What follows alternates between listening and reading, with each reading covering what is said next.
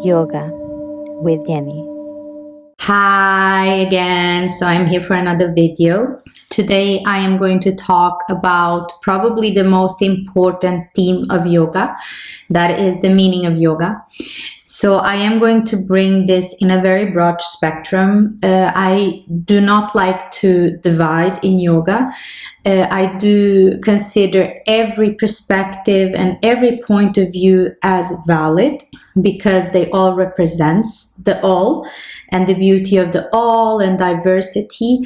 And we are all here to experience our own truth. And that truth is beautiful just as it is. I am going to speak about yoga. I am going to bring it up in a more historical point of view. So we are going to speak about the history and the origin of the word yoga. I am then going to describe yoga a little bit from my point of view, but it is not really a point of view because it is an experience. So I am going to explain the experience that I was able to create through this practice. I am also going to talk a little bit about how illogical and absurd it is to create disunion in yoga. And that yoga is found through the self. I will begin now then. Okay, so yoga was first mentioned in the ancient text of Upanishads. The Upanishads are a Hindu text, and you can see them mentioning yoga many times, mainly to describe a state of union that the self creates with the divine. Now, this was the first time we started to read about yoga, but yoga has existed for longer than the Upanishads, probably it did have the same meaning.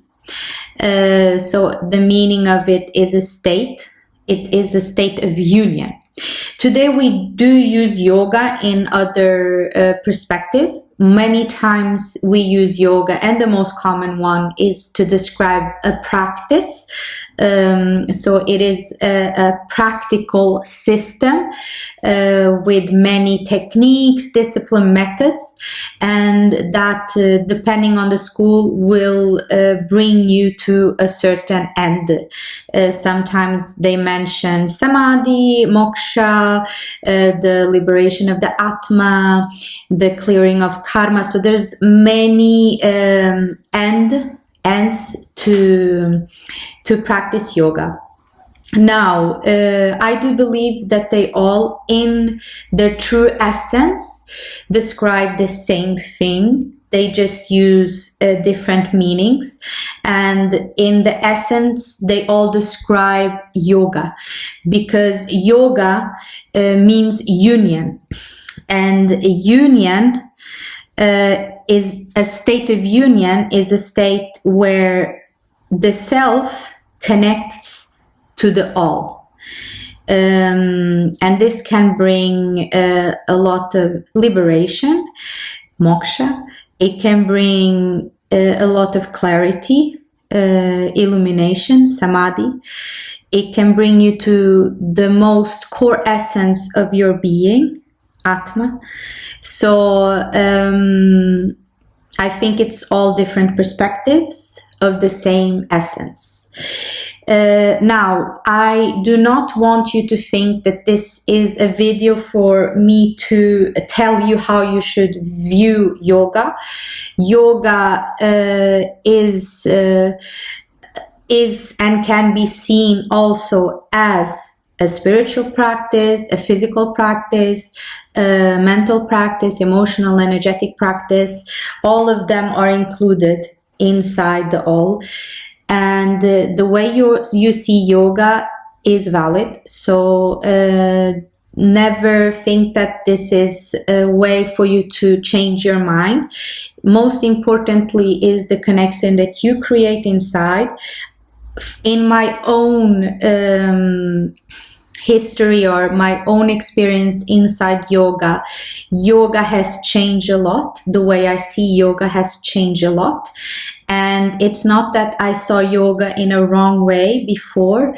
I just saw it through a different perspective. So it's like we look at an object, and as you start to understand the object and learn from the object, you go and watch it through many angles. So all the angles are right. It's just the way that you see will create a difference. And it's important for you to be able and to allow yourself to see yoga as you are seeing it today, and understand that this angle will change as long as you continue, the practice and start to move around. What changes is your angle. It's not the object. So the object here is yoga. You are the one that is walking around yoga, and that will create the different perspectives of yoga, but they are all right. Okay. So I do want to talk a little bit more about the word yoga. Yoga was first used as a system, or to describe a system of practice, through Pashupati. He's the writer of Yoga Sutra. It's a very interesting scripture, ancient scripture. I do recommend you to read it over and over again, because there are many messages there, and the perspective that he creates of yoga is very beautiful. And it is said in a very practical way. So he does mention yoga in a practical, systematic way that is the base, the root of yoga as a system today. Today we do have many systems, we do have many methods, and they all derive because there were many people that have practiced and that created their own angle and point of view. So we can use what I used before about the object yoga, and all of the methods and techniques are viewing the same thing from different angles. So it doesn't really matter.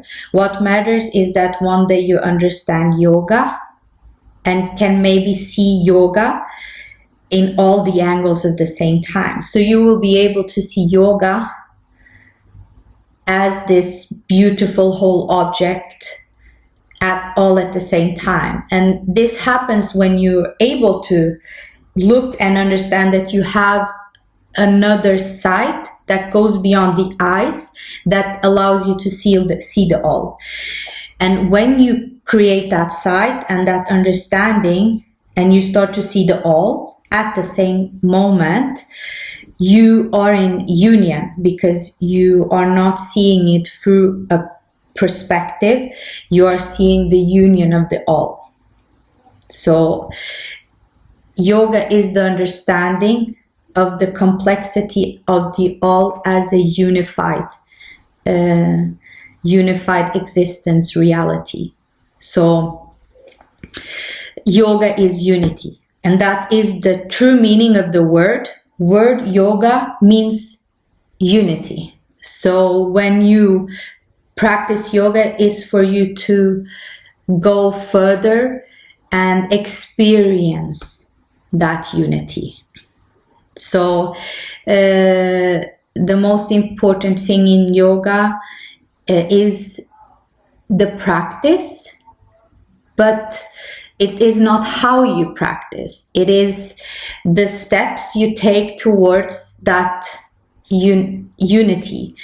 And all the angles will look at the object. So as long as you're seeing the object, you are going in the direction of understanding the object from all the angles in one moment.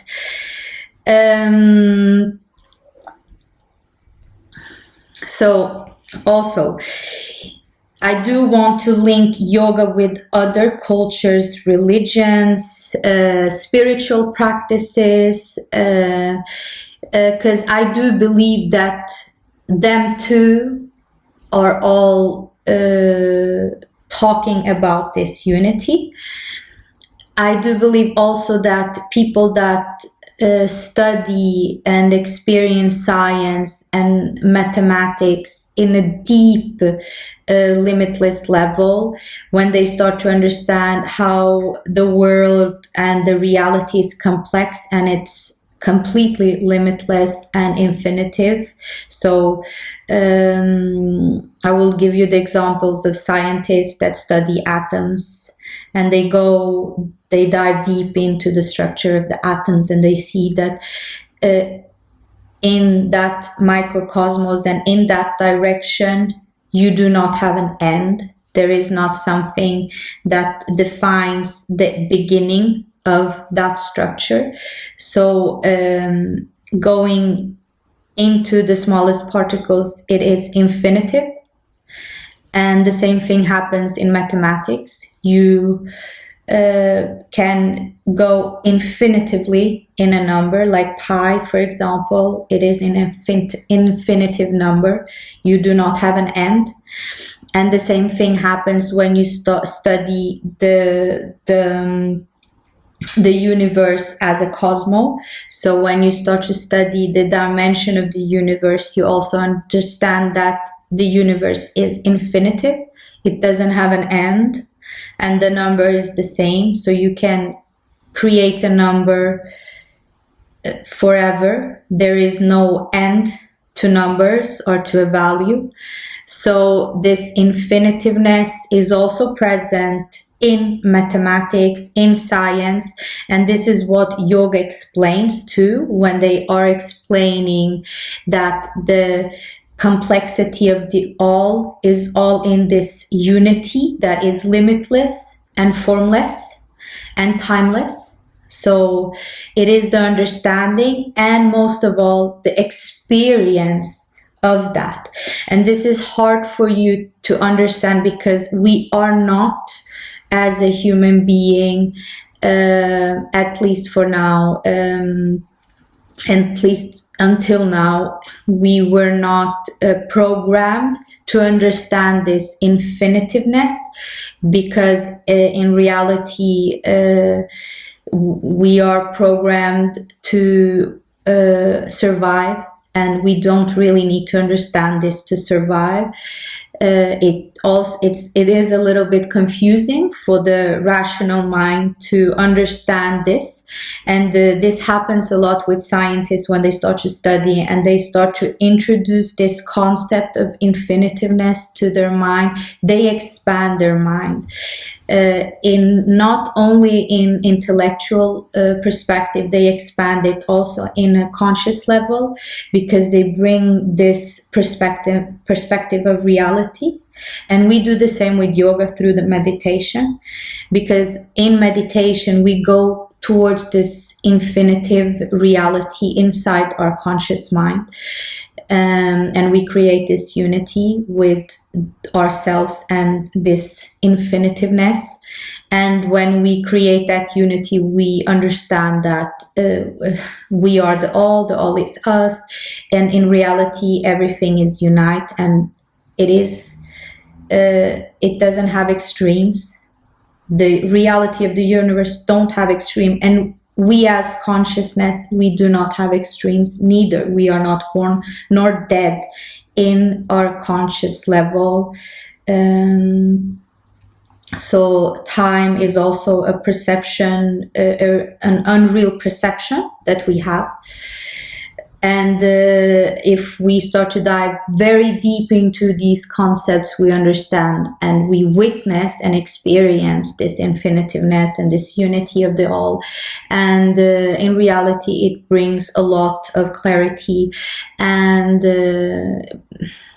it brings this sensation of wholeness inside you.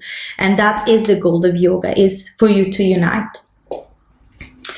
Also, I do want to talk a little bit about this union that happens a lot in yoga. It is completely absurd, because yoga means union. So discrimination or saying that this is right and this is wrong in yoga, and you do not practice the real yoga, I do, blah, blah, blah. that is not yoga. If someone states that, is because that person is not seeing the infinitiveness and the wholeness of the all, and don't understand this perspective that the object can be seen through many angles. He's just stuck in his own angle, and quite stuck, because he will be seeing it only through one angle, and he has a very limited perspective of the object in its all. And he's saying, no, the person that's on the other side seeing the angle and describing it in his perspective, and he's like, no, that's wrong. But in reality, all of them are right. So if you are experiencing that, that is very common in yoga and religion all over. Well, try to see it a little bit from a broader, open mind perspective, because if you open your mind, you will see that it will expand your mind. Okay, and we are here to expand and evolve, and not the other way around. Also, yoga is found in the self. This is one of the very biggest and important thing, is that when we do start these journeys of the understanding of the all, we need to understand that we as well are a part of the all. So we cannot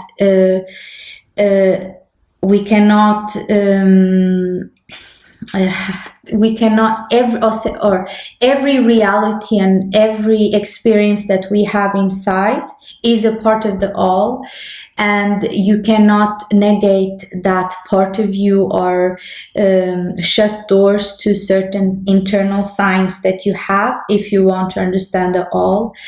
Yoga has two directions, so you need to understand what's outside of you, but it's very important to understand the infinitiveness of what's inside of you too. So to understand the infinitiveness, we need to look at both directions, and it's outside, inside.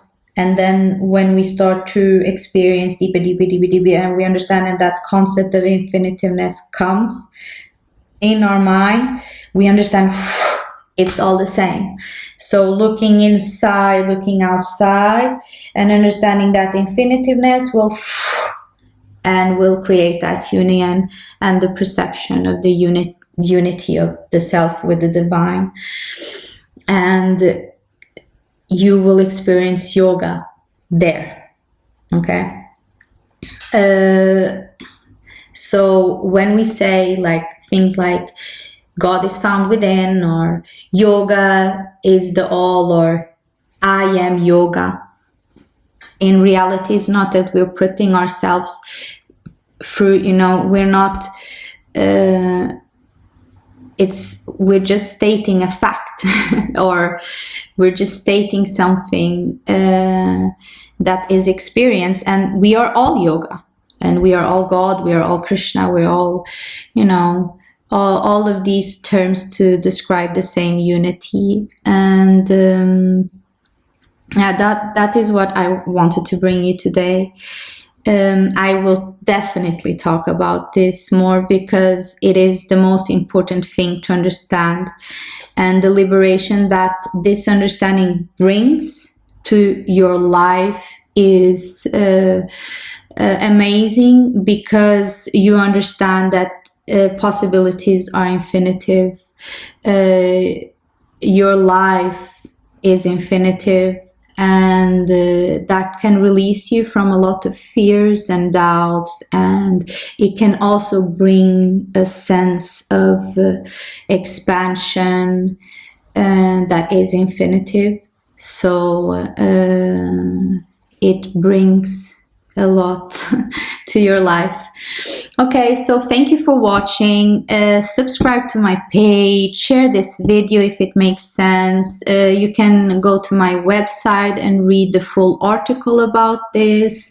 I will be posting more videos soon, and so much thanks for you to be here.